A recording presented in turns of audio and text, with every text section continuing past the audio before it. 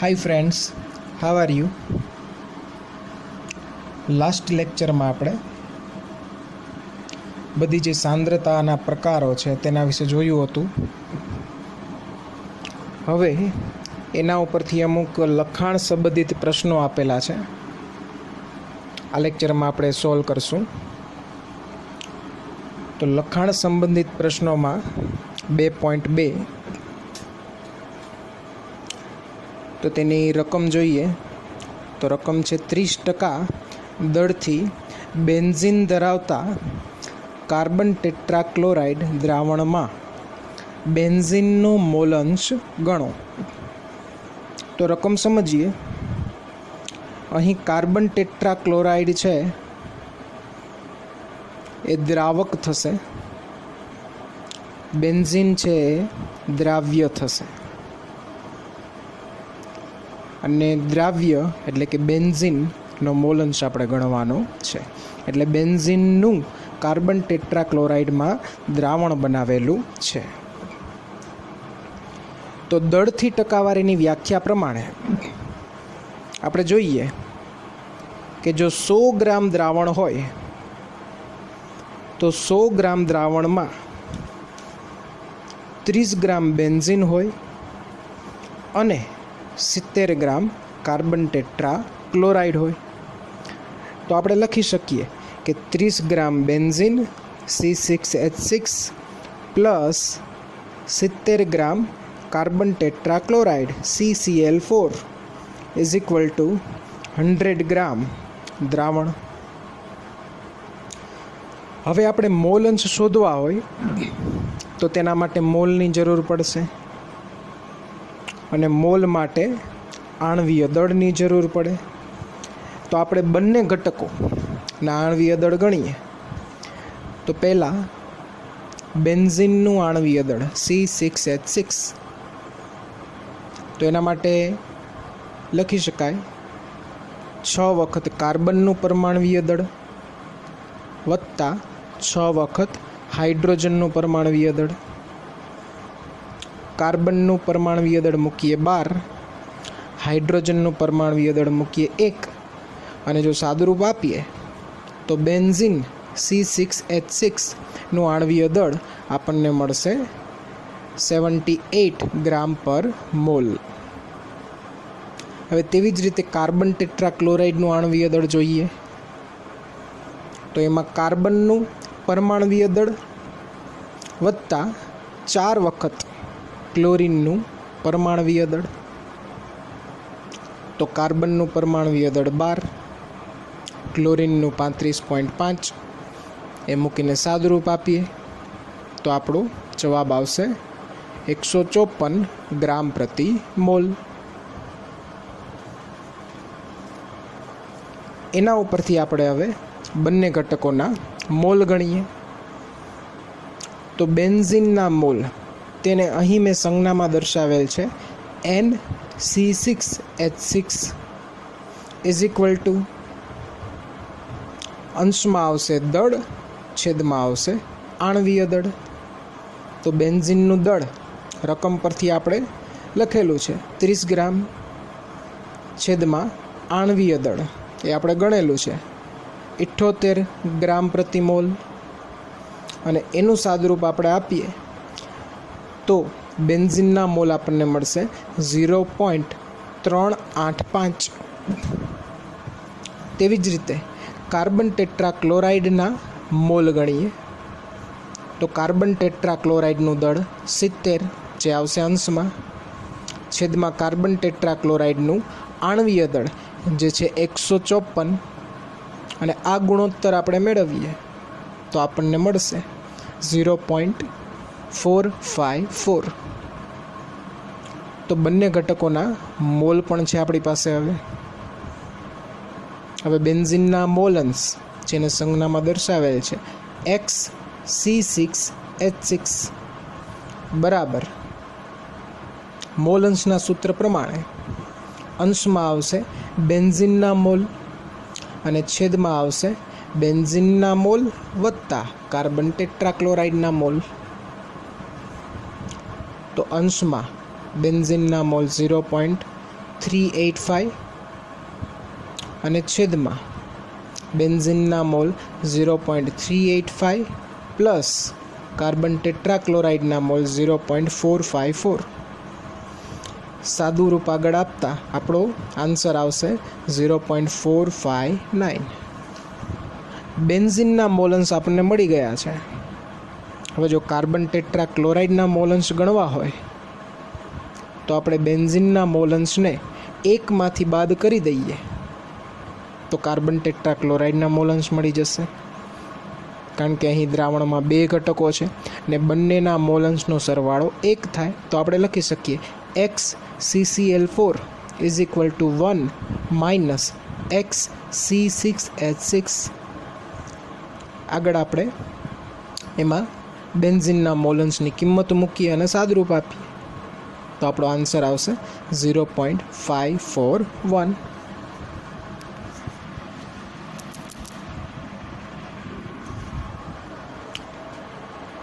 ત્યારબાદનો કોયડો 2.3.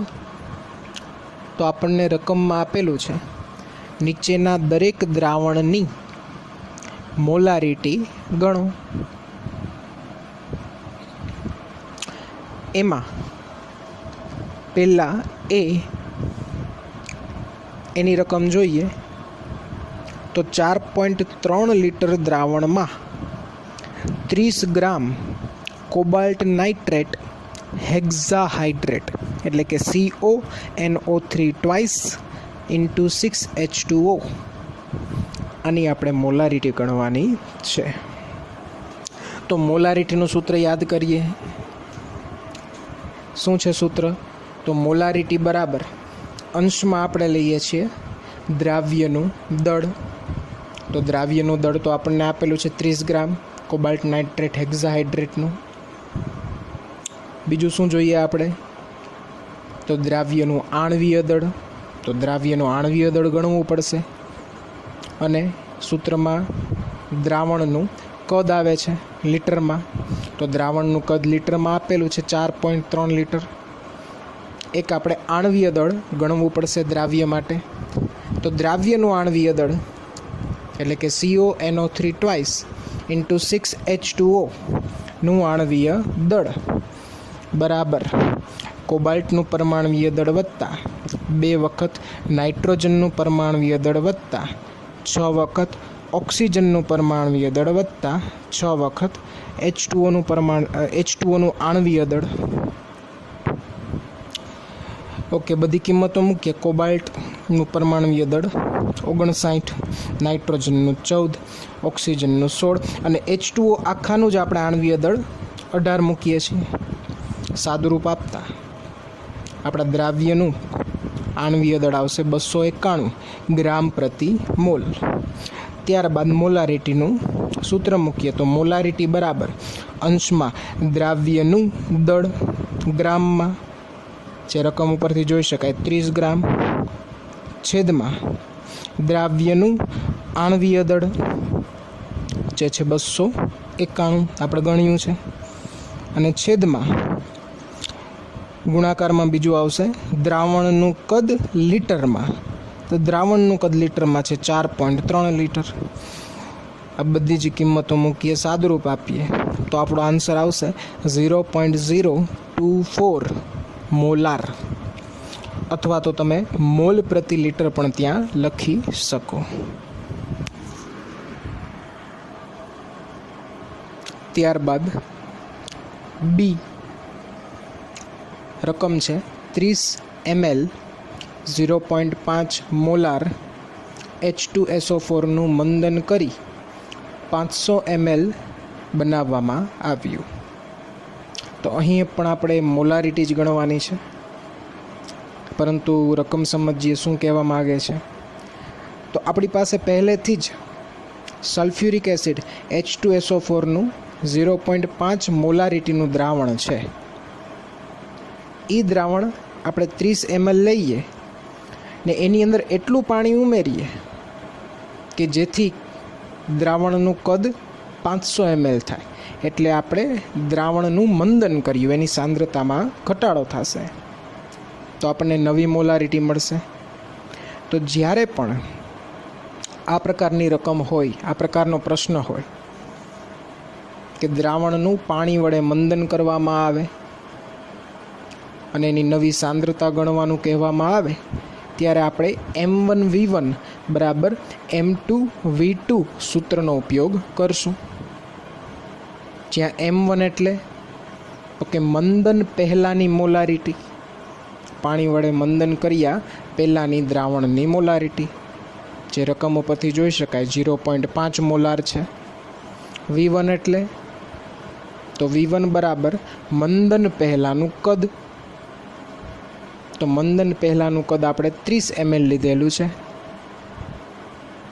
M2 મંદન પછીની molarity, પાણી વડે મંદન કર્યા બાદ એટલે કે પાણી ઉમેરીને 500 ml આપણે કદ કર્યું, ત્યારબાદ મોલારિટી તેની બદલાઈ જશે, તો એને આપણે કહીએ છીએ M2 મંદન પછીની મોલારિટી. પરંતુ ત્યાં લખેલું છે ક્વેશ્ચન માર્ક, એ આપણને ખબર નથી, ગણવાની છે. અને V2 એટલે કે મંદન પછીનું કદ, પાણી વડે મંદન કર્યા પછીનું કદ કેટલું છે? 500 ml.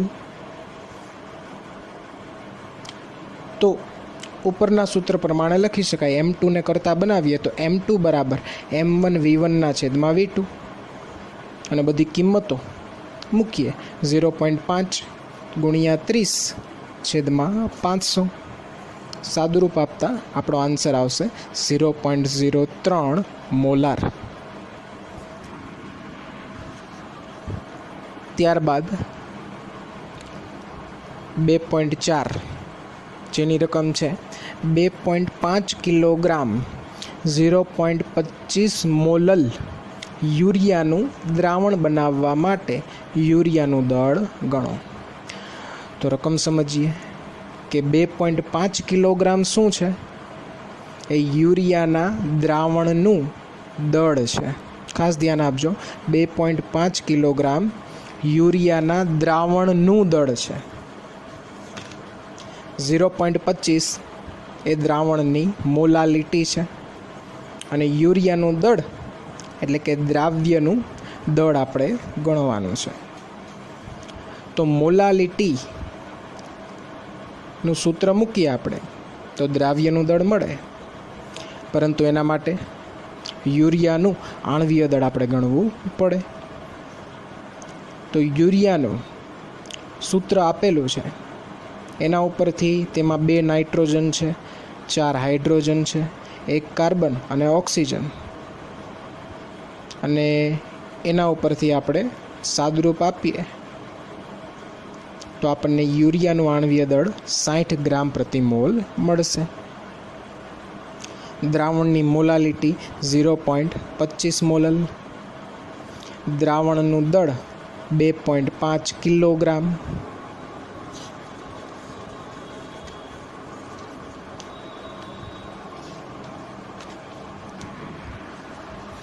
હવે ખાસ ધ્યાન આપજો, થોડું અટપટું છે.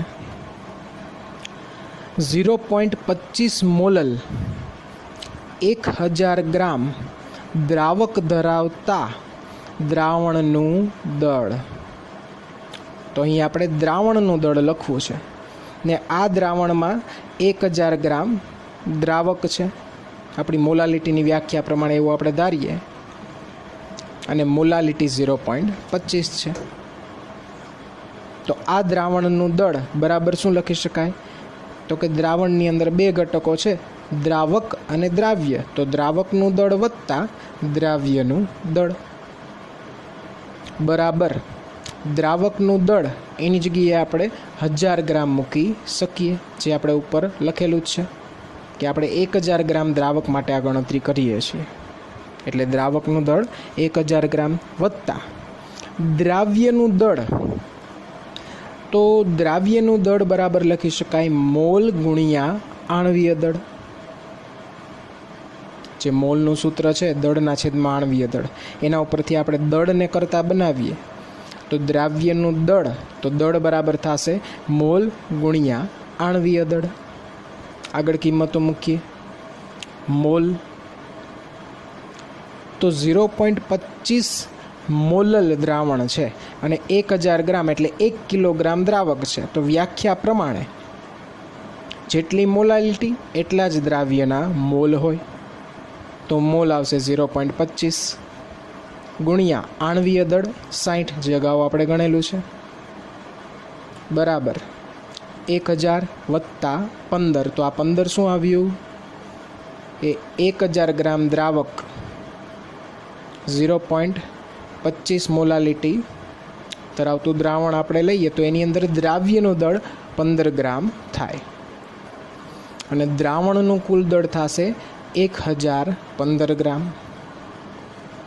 આગળ તો ઉપરની ગણતરી ઉપરથી આપણે એટલું લખી શકીએ કે 1015 ગ્રામ દ્રાવણમાં યુરિયાનું દળ દ્રાવ્યનું દળ કેટલું છે તો 15 ગ્રામ, જે ઉપર આપણે ગણતરી કરી છે 0.25 ગુણ્યા 60 એટલે દ્રાવ્યનું દળ 15 એટલે 1015 ગ્રામ દ્રાવણમાં યુરિયા દ્રાવ્યનું દળ 15 ગ્રામ, તો 2500 ગ્રામ જે આપણને રકમમાં આપેલું છે 2.5 કિલોગ્રામ જેના માટે આપણે ગણતરી કરવાની છે, એટલે 2500 ગ્રામ દ્રાવણમાં દ્રાવ્યનું દળ કેટલું થાય, યુરિયાનું દળ કેટલું થાય, માત્ર એક ત્રિરાશિ મૂકેલી છે. તો આપણો આન્સર એના ઉપરથી આવશે 36.946 ગ્રામ.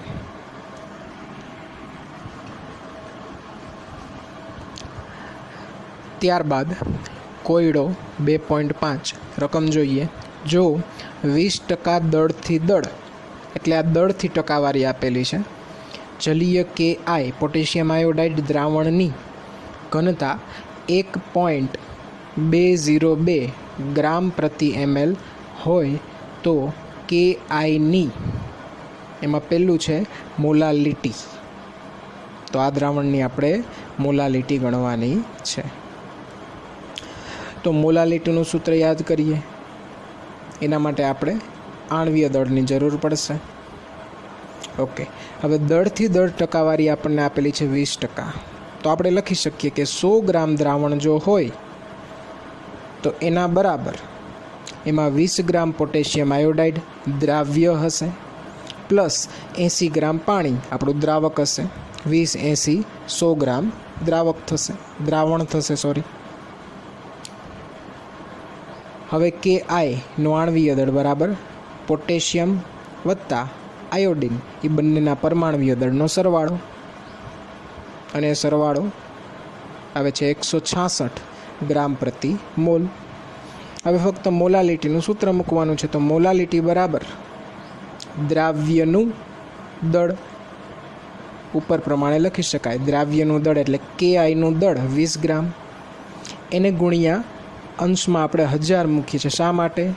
કારણ કે છેદમાં જે આપણે દ્રાવકનું દળ મૂકવાનું છે આપણે ગ્રામમાં મૂકીશું, તો જો છેદમાં દ્રાવકનું દળ ગ્રામમાં આવે તો અંશમાં 1000 વડે ગુણવું પડશે, એટલે 20 ગુણ્યા 1000 છેદમાં 166 જે છે દ્રાવ્યનું આણ્વીય દળ અને છેદમાં ગુણાકારમાં આવશે 80 એટલે કે દ્રાવકનું દળ ગ્રામમાં. આનું સાદુરૂપ આપતા આપણો આન્સર આવશે 1.5 મોલલ એટલે સ્મોલ m અથવા તો મોલ પર કેજી પણ લખી શકાય. હવે એમાં જ બીજી ગણતરી છે, એટલે 20% દળથી દળ જલીય KIનું જે દ્રાવણ છે એની મોલાલિટી આપણે ગણી. હવે છે બી મોલારિટી,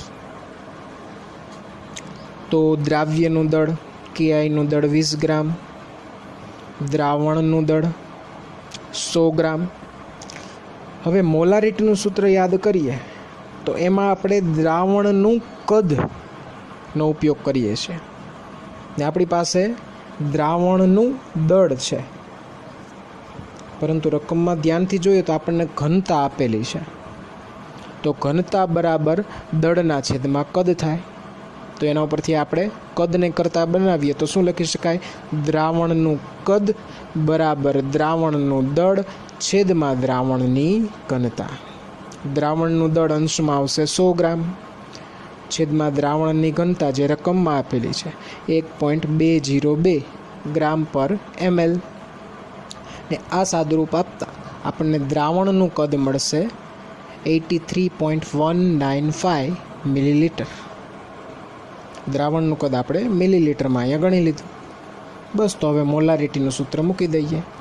તો મોલારિટી બરાબર અંશમાં દ્રાવ્યનું દળ KIનું દળ 20 ગ્રામ એને ગુણ્યા 1000.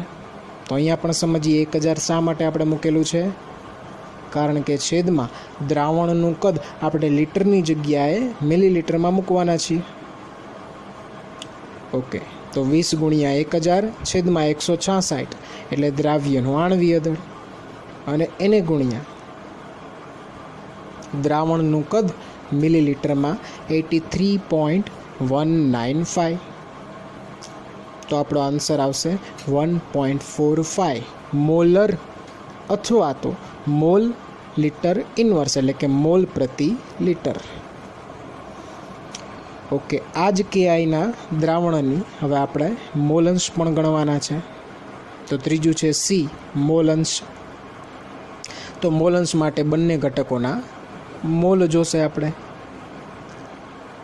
તો બંને ઘટકોમાં એક ઘટક છે KI અને જલીય દ્રાવણ છે એટલે બીજો ઘટક હશે પાણી જે દ્રાવક છે.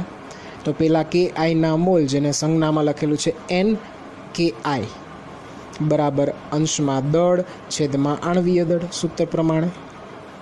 તો અંશમાં દળ છે 20 ગ્રામ છેદમાં KIનું આણવીય દળ 166 ગ્રામ પ્રતિ મોલ.